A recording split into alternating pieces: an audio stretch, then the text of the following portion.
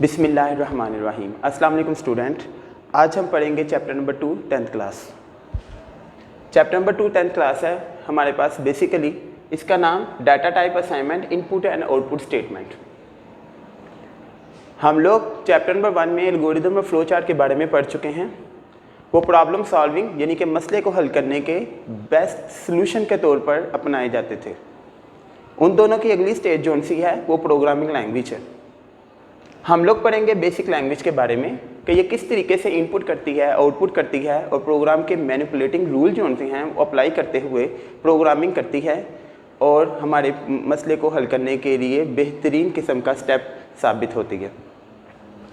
आज हम पढ़ेंगे बेसिक लैंग्वेज के बारे में। सबसे पहले इसमें हम लोगों ने अपने सिलेबस के अंदर 10th क्लास में जो प्रोग्राम हल करने के लिए लैंग्वेज अप्लाई करनी है वो बेसिक है। बेसिक बुनियादी तौर पर पहला स्टेप था प्रोग्रामिंग के अंदर। ये स्टूडेंट्स के लिए बनाई गई थी और इसकी जो फॉर्म है वो है basic beginners all purpose symbolic instruction code, जिससे मिलकर बेसिक बना हुआ है। इसके बेसिकली बुनियादी फीचर्स ये हैं कि ये हमारी रोज़मर्रा ज़िंदगी के अंदर तालिब इल्म को अपनी स्टडी के अंदर जितने भी कॉन्सेप्ट्स हल करने के लिए सॉल्यूशंस अप्लाई करने पड़ते हैं, ये उन्हीं पर मुबनी एक लैंग्वेज है। ये स्टूडेंट बेस एक बहुत छोटी सी प्रोग्रामिंग लैंग्वेज है जिसको high level language first step पर कहा गया और स्टूडेंट के सीखने के लिए आसानी पैदा की गई। बेसिक लैंग्वेज को बेसिकली 1963 में जॉन कैमनी थॉमस कर्टिस ने डारमाथ कॉलेज अमेरिका के अंदर इंट्रोड्यूस करवाया। ये लैंग्वेज अपने बुनियादी और अपने असूलों के तौर पर एक मुकम्मल एक जानबदार लैंग्वेज थी जिसने तुलबा के तलीमी मसाइल को हल करने के साथ साथ उसको रोज़मर्रा ज़िंदगी में टेक्नोलॉजी के तौर पर मसाइल हल करने की तरतीब दी। इसके दो मूड्स होते हैं। बेसिकली हर लैंग्वेज के दो मूड होते हैं। आज हम इसकी थ्योरी बहुत अच्छे तरीके से पढ़ लेंगे, फॉलो कर लेंगे, हमें किसी भी किस्म की हाई लेवल लैंग्वेज के अंदर प्रॉब्लम पैदा नहीं होगी। हमारे सिलेबस के अंदर बेसिक लैंग्वेज ने बुनियादी तौर पर हमें आने वाली हर लैंग्वेज के बारे में मुकम्मल तजज़िया दिया है। हम लोग पढ़ेंगे इसके डायरेक्ट मूड के बारे में। फर्स्ट मेरे पास इसका डायरेक्ट मूड है और सेकंड नंबर पर इसका इनडायरेक्ट मूड है। अब हम लोग बात करेंगे सबसे पहले डायरेक्ट मूड के बारे में। डायरेक्ट मूड क्या है? डायरेक्ट मूड मेरे पास एक ऐसा मूड है जो मुकम्मल तौर पर बगैर किसी प्रोग्राम बनाने के किसी भी लैंग्वेज के एक्टिव होने पर नमूदार होता है कि बताया गया होता है कि इसका वर्जन क्या है, बताया गया होता है कि इसकी इंस्ट्रक्शंस क्या हैं, बताया गया होता है कि इसका काम करने का तरीका क्या है। सेकंड नंबर पर हम बात करेंगे इनडायरेक्ट मूड की। इनडायरेक्ट मूड बेसिक लैंग्वेज के अंदर मुकम्मल प्रोग्राम बनाने के लिए इस्तेमाल होती है। फर्स्ट ऑफ ऑल हम लोगों ने सीखा था एल्गोरिदम, उसकी सबसे पहले बात की जाएगी। एल्गोरिदम क्या था? Is a step by step procedure to solve any kind of problem. ये हम लोगों ने चैप्टर नंबर 1 में मुकम्मल इसको फॉलो किया, इसकी इंस्ट्रक्शंस मुकम्मल तौर पर पढ़ी। सेकंड नंबर पर देखें, इसका एक प्रोग्राम मैं बनाता हूँ। नंबर 1 मैंने लिखा था स्टार्ट, नंबर 2 मैंने यहाँ पर लिख दिया इनपुट ए, नंबर 3 लिख दिया इनपुट बी, नंबर 4 लिख दिया मैंने यहाँ पर sum is equal to A plus b. अब इस एग्जाम्पल को मैंने आपको बताया तो है नहीं कि ये कैसे हल करनी है या क्या चीज़ है। हम लोगों ने चैप्टर नंबर 1 में इसके बारे में मुकम्मल तौर पर पढ़ चुके हैं। नंबर 5 पर हम लोगों ने इसको प्रिंट किया था सम। ये एक एग्जाम्पल के तौर पर ही सिर्फ देखी जाए। देखें यहाँ पर सिर्फ इसको सीखने के लिए हम लोगों ने एल्गोरिदम को दोबारा बनाया।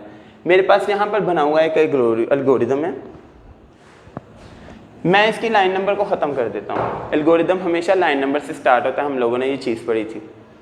हम लोग इसके फीचर में बेसिक में यही पढ़ेंगे कि ये भी हमेशा लाइन नंबर से स्टार्ट होता है, लेकिन इसके लाइन नंबर सबसे डिफरेंट होते हैं। स्टार्ट पर 10, 20, 30, 40, 50 एंड 60। ये है बेसिक के लाइन नंबर्स जिस पर लैंग्वेज मुकम्मल तौर पर बनाई जाती है। तो ये हमारे पास डायरेक्ट से इनडायरेक्ट मूड में जाने का पहला अमल है। ये बेसिक लैंग्वेज का पहला प्रोग्राम है। दूसरे नंबर पर बात हो रही है राइटिंग अ प्रोग्राम। प्रोग्राम को बनाने का तरीका क्या है? प्रोग्राम को बनाने के लिए हमारे पास जो तरीका है, फर्स्ट लाइन नंबर इस्तेमाल होता है। जो मैंने आपके सामने एल्गोरिदम को प्रोग्राम की जब शक्ल दी है चेंजेस करके, तो फर्स्ट हमारे पास इस्तेमाल होता है लाइन नंबर। सेकंड नंबर पर हमारे पास इस्तेमाल होता है कि हम लोगों ने इसको लिखना है लाइन नंबर के तौर पर, जिसको हम लोग कोड भी कहते हैं। ऑटो कमांड टाइप करने से ये कोड आता है और इसी तरीके के साथ आगे इसकी इंस्ट्रक्शंस जो सी हैं वो फॉलो की जाती हैं। दूसरे नंबर पर बात की थी राइटिंग अ प्रोग्राम के अंदर एक it's syntax is very simple. इसके अंदर सिंटैक्स यानी कि फार्मूले जितने भी हैं वो बहुत ज़्यादा सिंपल होते हैं, बहुत ज़्यादा आसान होते हैं, इनको इजीली अच्छे तरीके के साथ फॉलो किया जाता है। लाइक दिस, हम लोगों ने एक फार्मूला लगाया है सम का, ये सिंटैक्स है इसका, जो कि सम यानी कि प्रोग्राम के मजमूए के तौर पर इस्तेमाल होने के लिए है। थर्ड नंबर पर बात हो रही है राइटिंग अ प्रोग्राम के अंदर के प्रोग्राम सिमिलर टू इंग्लिश के अंदर मिलता जुलता है। एल्गोरिदम ऑफ फ्लो चार्ट हो, बेशक वो अलामतों पर मुबनी है, फ्लो चार्ट ग्राफिकल रिप्रेजेंटेशन है किसी भी प्रॉब्लम का, उस पर मुबनी है, तो ये मुकम्मल तौर पर इंग्लिश से मिलता जुलता है। थर्ड नंबर पर बात हो रही है राइटिंग अ प्रोग्राम में दोबारा राइटिंग अ प्रोग्राम के अंदर जो बात हो रही है वो ये है कि हमारे अंदर जो प्रोग्राम मुकम्मल बनाया गया है वो लाइन नंबर से बाहर नहीं है, उसके अंदर लाइन नंबर होना ज़रूरी है। और एक और बेसिकली बात आगे हम पढ़ेंगे करैक्टर सेट। करैक्टर सेट क्या होता है हमारे पास? किरदार का मजमुआ, वो किरदार जो alphabet lower case upper case से लेकर हमारे पास मुकम्मल तौर पर आगे इस्तेमाल होने वाले जितने भी हरूफ और अलामतों के मजमुए हैं वो बेसिक लैंग्वेज के अंदर इस्तेमाल होंगे, तो वो बेसिक लैंग्वेज के करैक्टर सेट कहलाएंगे। नेक्स्ट हम बात करेंगे सेविंग आ प्रोग्राम, प्रोग्राम को सेव करना। जब प्रोग्राम हम मुकम्मल बना चुके हों तो उस प्रोग्राम को हम सेव भी कर सकते हैं। बेसिक लैंग्वेज के इंटरैक्ट मोड के अंदर जब हम प्रोग्राम बना रहे होते हैं तो उसको सेव करने का जो सबसे बेसिकली और बुनियादी तरीका है मेरे पास वो ये है कि आप यहाँ पर हमारे पास F4 को टाइप कर दिया जाए प्रोग्राम बनाने के बाद, अपनी फंक्शन की जो टॉप ऑफ दी कीबोर्ड है, कीबोर्ड के सबसे ऊपर है, उस पर हम लोगों ने इसको F4 को प्रेस करना है, तो सेव की इंस्ट्रक्शंस यहाँ पर कॉमे में आ जाएगी, तो आप नाम टाइप करके इसको एंटर कर दें और इसकी जोन सी एक्सटेंशन है डॉट बेस के नाम से उसके साथ आ जाएगी और बेसिक लैंग्वेज का प्रोग्राम इंस्टॉल हो जाएगा। सेकंड नंबर पर बात हो रही है रन द प्रोग्राम, प्रोग्राम को चलाना। अगर आप इसको सेव कर नहीं करना चाहते या सेव करना चाहते हैं फिर भी ये प्रोग्राम चलेगा, आपसे नंबर ऑटोमेटिकली वेरिएबल के तौर पर मांगेगा।